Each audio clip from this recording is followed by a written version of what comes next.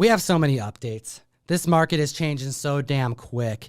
And I want to get into the next subject that we are going to tackle today because we're finding out, like by the time this comes out in just a couple days, there may be even more artists and writers jumping on this train.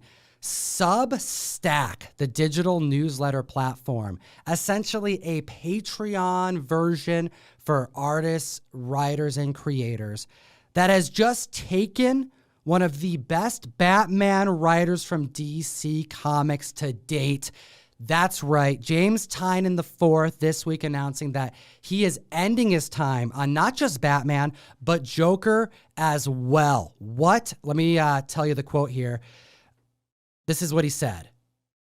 I'm not going to spend a bunch of preamble to say that I'm going to be leaving Batman with issue 117 in November and the Joker with issue 14 next April, with no immediate plans to write any other superhero comics in the near future. Hot damn.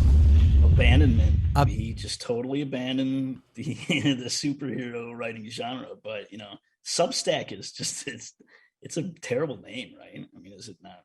It's kind of a weird name, man. I don't know where they get that. It sounds like it's subpar. You know what I mean? Like, it kind of does. A little bit, right? I don't know if they're going to rename it. I thought I saw something floating around that there was going to be like a different name or a different aspect. But the weird thing about this whole thing is the way that they talk about it, right? So let's say you're supporting a writer, let's say Jonathan Hickman, right? Who's also going down this road as well. We got Nick Spencer. Is that correct? I saw you put Jock on this. Is that an update? Yeah, Jock, Ram V, Greg Capullo, Scotty Young. So a lot of writers, and I don't think they're going to be like, exclusive to just this Substack. And by the way, don't piss off Nick Spencer because they took him off the Spider-Man book. And I guess he was the liaison that put this whole thing together. So Marvel's like, yeah, I don't know. We're not going to have you on Spider-Man anymore. And he's like, oh, okay. No, that's fine. No, that's fine. Watch what I'm going to do. Oh my goodness. Did he just pull a McFarlane here? He's like, all right. Well, and it's funny that you say that because this kind of reminds me in a sense of Image, except instead of the artists branching off, it's the writers branching off, right? Correct. This is a newsletter platform, and granted, this doesn't seem like a mass exodus across the board. This is just a lot of different creators who are joining this newsletter platform that allows them to connect to their community and also connect with them based on a subscription fee that allows them to provide exclusivity to these members. Again, I compared it to Patreon. It's very similar. Now, Scott Snyder, he's doing something really exciting. He's always been someone to be interested in teaching the next generation of writers. Hell, James Tynion IV was one of his students. He's taught in schools about writing comic books and, literature in general. So no surprise that he is getting ready to provide through this platform classes. And he's been hyping it up on Instagram, getting people to subscribe to his particular newsletter platform so that they can get exclusivity to learning the tricks of the game, learning how to write comic books to his caliber and how he does it. And I'm interested in joining that as well for that very reason. What I found curious is James Tynion's move because he is specifically leaving major titles that very few writers, once they get to that position, would ever consider leaving to go all in on this platform. And he's doing it not just to incent newsletter activity.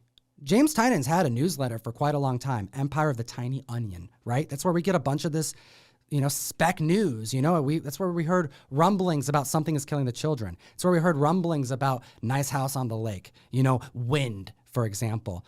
Well, he's now solicited right now, and anyone can do this.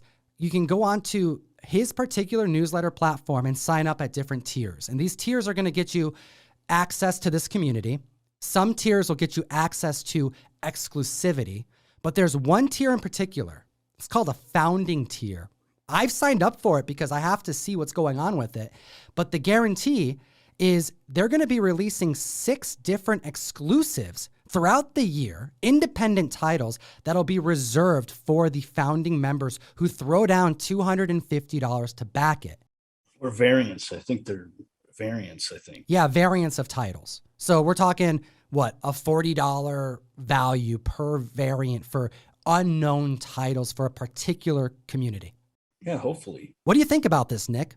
I don't know. It's kind of goofy, right? I mean, best of luck, but I mean, it's a newsletter.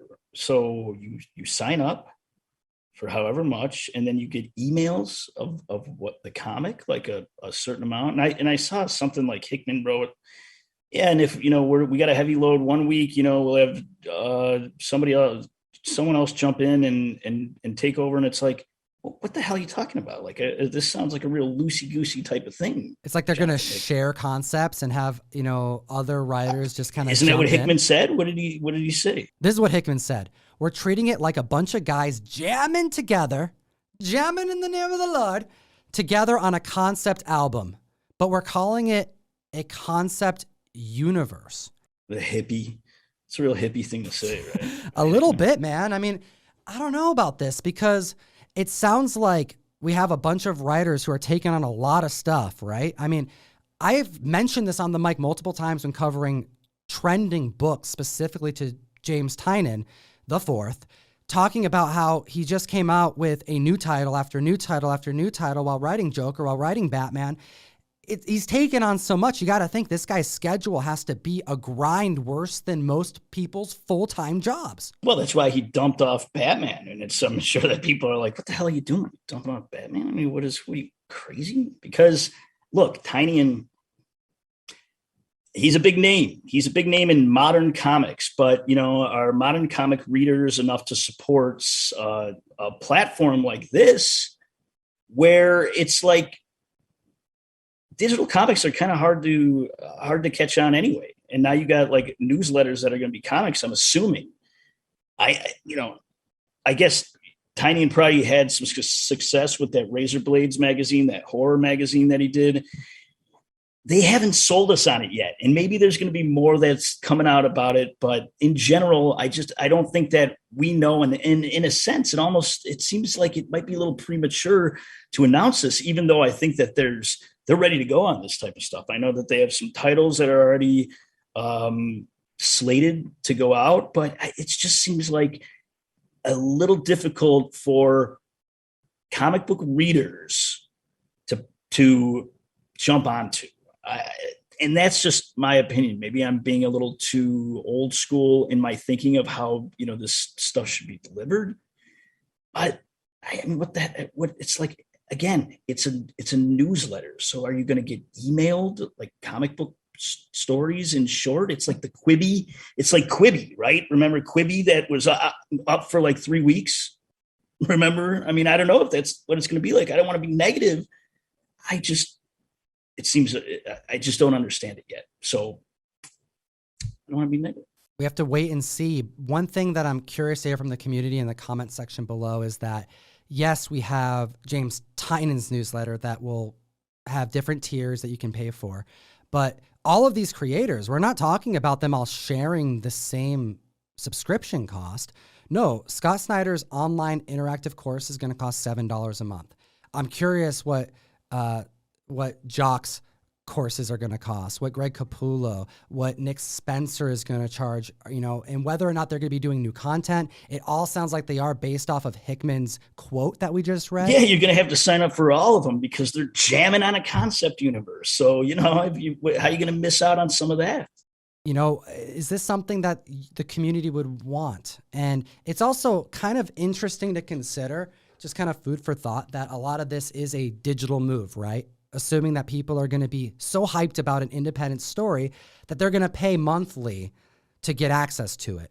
But at the same time, you have James Tynion, who's soliciting variant covers, right? Like exclusive covers to his community. So it's like you still need the collectors who, by and large, you're kind of abandoning by going digital. I mean, you're definitely abandoning the LCSs, right? So it's interesting that they're still kind of holding on to a major part of our market that makes their titles survive, but trying something new and doing it through a almost subscription-like service, adding to your Netflix, Amazon, Paramount, Hulu, the list goes on. Yeah, there's a lot of subscriptions out there. But, I mean, I don't know how the Substack, I'm not exactly sure how confident they seem in this, because it's funny. They are going to take the majority of the dollars that are generated from this in the first year. Like, most of it's going to Substack in the first year. And then after that, after year one, it's like they're only taking 10%. So I wonder if Substack's like, okay, we'll do this, but we're taking the share of this first year because we're not sure if it's going to be here for 2 years. So I'm not, again, I don't want to be negative, but it seems like it's something that is difficult for collectors or comic readers to maybe jump onto. And you're right, the stores, it's like, where are we going with this, right? I mean, I would think that there would be a little bit of anger or maybe some resentment towards these writers for going off in a direction that seems to really just be beneficial for the writer only, or the artist only, the creator only. But it's a tough world. You gotta make your own way through it. I don't know if they're getting a paycheck. I mean, I think it sounds to me like they're just gonna have a big share of the revenue that's generated from this. I don't know if there's going to be like an actual paycheck like they would get from Marvel or DC, but they're going to have rights to their own properties, which, by the way, this is the type of thing where, look, the dream of these guys, these creators in comics, is to have something that becomes a television show that gets optioned, that becomes a movie. And this type of platform, and maybe that's more of what this is about. Maybe it's less about trying to generate revenue for selling comics. Like, yeah, that'd be great. But it also gets these stories out so that they could pitch them and sell them to studios that might pick them up and produce them. I think that's what it's more about. Comic fam, what do you think about this news? Are you going to miss James Tynion IV on Batman? What will happen to Nice House on the Lake? I'm a little worried. I'm choking I'm a little up. worried about you with that voice thing going on there. I'm telling you, man, the convention scene has brought me down, but I'm coming back up. Oh, the comic crud. Yeah, the gross. It is a little gross.